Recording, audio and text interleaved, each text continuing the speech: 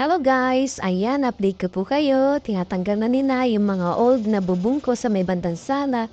Pero sa kusina, natanggal na rin po nila pati bubong at saka yung old kisame na puro anay. Ayan po, at sila'y mag start na maglagay ng roof. Yan na nilalagyan na nila. Ayan po, susunod naman na nila niyan ilalagay. Ito na yung nangyari. Ayan, yung wire, inaayos na rin po nila yung linya kasi octopus.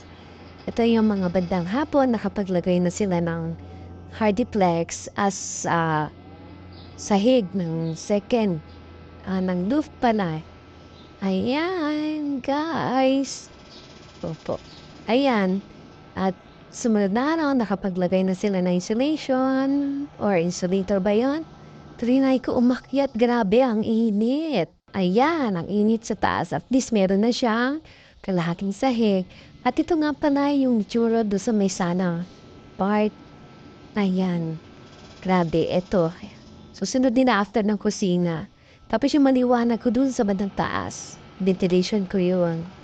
Ayan po guys, update ko po kayo.